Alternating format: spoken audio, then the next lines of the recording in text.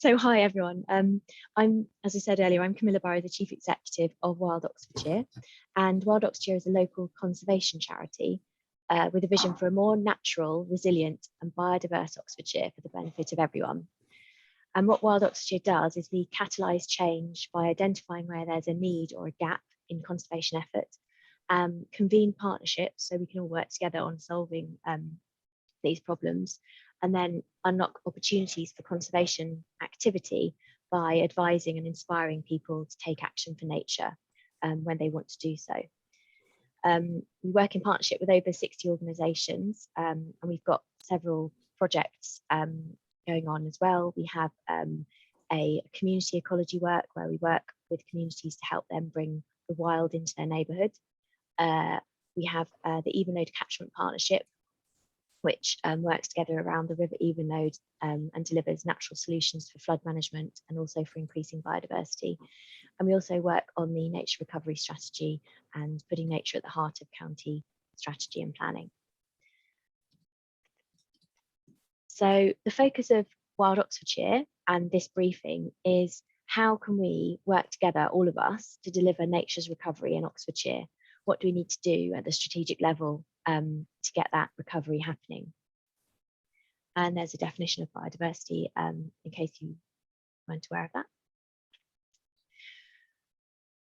One of the main questions is why do we need to do anything? I think that increasingly everyone is aware of why we need to, but just in case you weren't, it's quite clear that there's been a significant decrease in biodiversity in nature over the last 50 years. We've done an analysis specifically in Oxfordshire, which shows that in Oxfordshire, a similar thing is happening as across the country.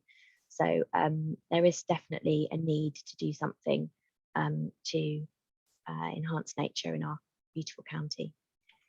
The other thing is that Oxfordshire is under significant pressure from the levels of proposed growth in housing and the associated infrastructure. Of course, there is a need for housing and people need somewhere to live, but we just need to ensure that the consideration for nature is at the same level as the consideration for housing and infrastructure. And then we think about nature right at the outset. We live in an extremely beautiful and special place in Oxfordshire, but we need to make sure we work together to make sure it's even better and to ensure nature's recovery. So the main point of this presentation is what do we actually need to do for nature's recovery? These are the 7 things that I think we need to do, and I'm going to go through them in a bit more detail now, and there is an opportunity for asking questions and having a discussion as well. So the first thing is a nature recovery strategy for Oxfordshire. These have been set out in the Environment Act, so we're waiting for secondary legislation on that and more guidance from DEFRA before fully starting work on Oxfordshire's nature recovery strategy. But there have been 5 pilots that have already taken place, which we've monitored, including one next door in Buckinghamshire. So we can make some reasonable assumptions on what will be covered in the nature recovery strategy and therefore what we need to do to prepare for it. The key things are that the nature recovery strategy needs to be evidence-based, co-designed by stakeholders and fully resourced so it can actually deliver nature's recovery on the ground. In terms of the evidence base, we're lucky that in Oxfordshire we have the Thames Valley Environmental Record Centre, which will lead on this area of work, and they will also work with HERO, the Oxford University partnership, and also with Living Oxfordshire on identifying what data we do have and seeing where there are gaps and then filling that. The baseline evidence that we have in Oxfordshire is really good, but we'll need to review it in light of the DEFRA guidance, of course, and add to it. But the fact is that we're in quite a good position for that if we continue to support the Environmental Record Centre. Sue, did you have a question? Yeah, so we haven't been able to set these nature recovery networks because the Act didn't exist. now it does. You're saying that we saw George Eustace speak yesterday at Wildlife and Countryside Link, and he said there's lots of work yet to be done with the Environment Act to tease out all of the detail. Does that mean that we've got quite a while to wait yet before we can actually finalise our own nature recovery networks?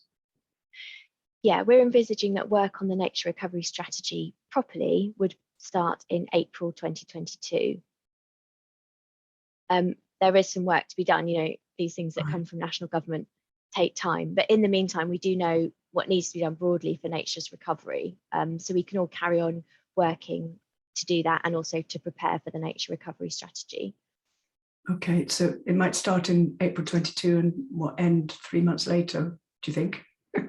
So the experience from the pilots and the advice from Wildlife and Countryside Link was that actually it probably takes about 18 months to do a good nature recovery strategy, depending on where your starting point is. So our starting point is pretty good, so maybe it would only take 12 months. But the next important thing that's in for a good nature recovery strategy is it needs to be co-designed by stakeholders. So we need to ensure that there's really good stakeholder engagement going beyond the usual suspects, which is you know, the local authorities and the DEFRA bodies, and then sometimes the environmental NGOs. So we want to ensure that in addition to those groups, you're also including communities, farmers and land managers, and the business sector as well, and the health sector.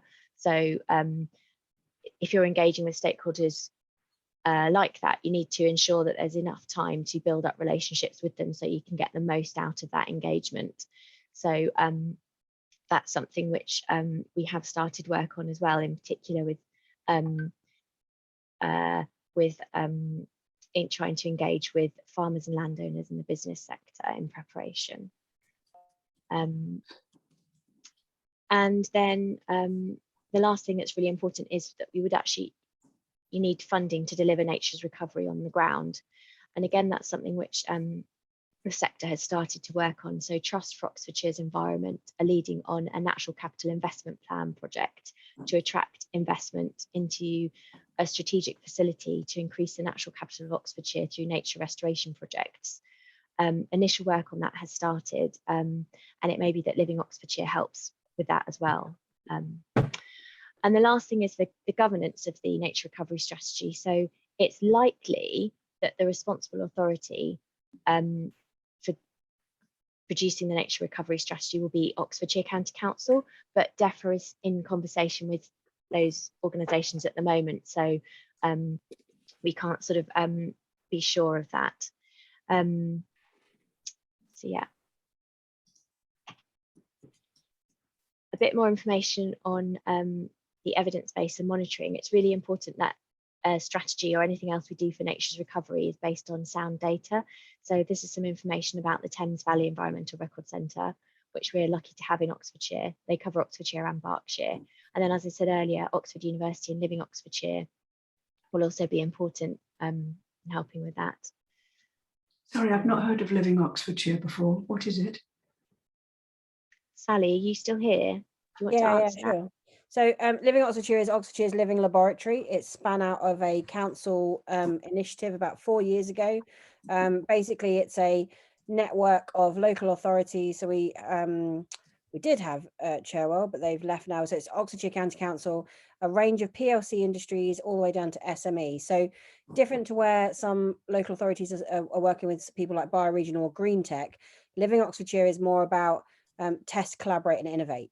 So we take issues or problems and we use the private sector alongside with public sector needs to deliver innovation. So for example, ammonia fracking for hydrogen, wastewater into hydrogen, rapid charging. We're looking at biodiversity net gain credits schemes, stuff like that. So yeah, we've got 39 members in Oxfordshire, and we are now expanding to the UK Association of Living Labs. So we're going to run living labs throughout the whole of the country under our framework. So obviously we've got both the universities and that sort of thing. So yeah, we have lots of task forces when we have a nature-based task force, as well as future mobility and future of energy. So what do we Google? You don't, because it's only open to members only. Oh. Okay, thank So you. that's secretive, but it's but yeah, more than happy to set up separately a sort of a members call. Obviously it's fairly difficult for me because I've got 2 hats on, so so yeah, I will get one of my team to sort out some sort of debriefing akin to what Camilla's doing. Thanks, Sue. Okay, the other thing that's really important apart from the evidence base is monitoring as well. So we need monitoring of nature and the impacts on nature, either by in-house local authority monitoring staff, or it would be possible to outsource that sort of thing to the Thames Valley Environmental Record Centre, who do already monitor local wildlife sites, which are the most important sites for biodiversity in the county. TVEC also have information on important species of animals in the county, and also the best habitats as well for wildlife. The other thing that's really important is taking a nature first approach to decision making. So planning decisions should be considering biodiversity right at the very beginning of the process, pre-application. And it's actually quite easy to take nature into consideration if you look at it right at the beginning. What's difficult is if you wait until the development's already been designed and then try and sort of shoehorn biodiversity in. That doesn't really work very well. It's expensive and it's a bit ineffective. So it's really important to get that nature consideration at the very earliest stage. And the same thing would apply to businesses as well, whenever they're making decisions about what to buy, how to manage their land and livestock, how to reduce, reuse and recycle. If everyone thought about what the best options for nature would be right at the beginning, alongside considering other important factors like people and finances, then collectively we could make a huge positive contribution to nature's recovery. So yeah, thinking about nature first, I think everyone can do that, whether you're a local authority, you're a business, you're an individual, community group, whatever. There's lots of information already out there about putting biodiversity into buildings and developments and considering how to do that. So we just need to ensure that that information is actually used. Also, there's expertise in the conservation sector. So in addition to local authorities having in-house ecological expertise, which is really essential and important, you could also consider getting advice from people like the Wildlife Trust, the Berkshire, Buckinghamshire and Oxfordshire Wildlife Trust, who already respond to planning consultations. So, using their responses and following their advice would be a great thing to do. The next thing is to ensure that the work that is done on nature's recovery is the actual best thing that we can do. So targeting conservation activity to where it's going to have the best positive impact. We already have the nature recovery network zones, which highlight where the most important areas are for nature recovery. And we also need to ensure that we're creating habitats like grasslands and wetlands, and not just planting lots of trees. So everyone loves trees and they are great, but actually grassland and wetlands sequester just as much carbon as trees. And in Oxfordshire, they're under far greater threat than woodland. So it is quite important to look at the whole suite of work that can be done for nature's recovery, instead of just focusing on the sort of easier to do plant a new tree approach, which, as I said, is still nice. It's good to plant the right tree in the right place, but other habitats are really, really important as well.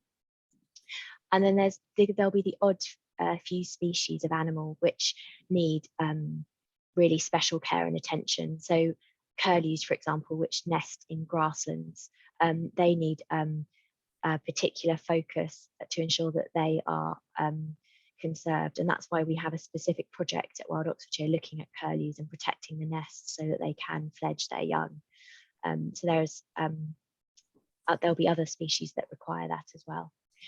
There are opportunities to do the best thing and the right thing for nature everywhere, whether that's large or small, urban or rural. And if you go to our website, you can see lots and lots of case studies and advice on what to do for nature recovery in all different circumstances. So again, the information's out there if people want to if people want to follow it. Another really important thing is working together. So we need effective strategic partnerships so that we can access different viewpoints and also harness the resources of sectors outside the environmental sector, such as business, industry, universities, farmers and landowners. And there are several strategic partnerships in Oxfordshire that Wild Oxfordshire work with. And a lot of these are new, and there's, I think, a lot of potential to achieve even more in the coming months and years. So I'm really excited about those. We've got the Oxfordshire Nature Partnership, which has just set up. And again, there's more information about them on our website. And then there's HERO, which Sue mentioned, which is the Healthy Ecosystem Restoration in Oxfordshire Partnership. And that's been set up by Oxford University to harness the research power of Oxford University to really make a difference to nature's recovery in Oxfordshire. And then there's Living Oxfordshire, which Sally's just mentioned. And then also we have river catchment partnerships. And I've mentioned the Even Road, which we host, but there are other catchment partnerships as well in Oxfordshire. I should say I can't see the comments, so if people are writing stuff in comments, I'll have to come back to those at the end. The next thing, we're nearly at the end, is we really need everyone involved. So in the past, it's been the nature conservation community working really hard to conserve nature and stem the decline slightly on their own, and it hasn't really worked. I think there's a great opportunity now. Everyone has seemed to have realised and accepted that the biodiversity crisis is a big thing that we need to address together. So we really need to work out how to get everyone involved in doing some nature recovery, you know, even if it's in a really small way in their garden, or whether it's in a big way with the land that they manage. At Wild Oxfordshire, we had a long-running project with community ecology, and we have our ecologist Roselle goes out and talks to communities and helps them out with advice, links them up to sources of funding on how to do nature conservation in their patch. And it's different every time for every community. There's different people involved, different opportunities, and different nature-based solutions which are appropriate to them. And again, we have a whole wealth of information on our website about all the things, the advice for communities, and including, you know, bespoke advice from Roselle. And that's just some more information about why the work we do with communities is so important. And again, this is all on our website, so I'm not going to go into this in lots of detail. The last thing is investment. The environmental sector is chronically under-resourced, both in terms of skilled people and also in funding to deliver on the ground.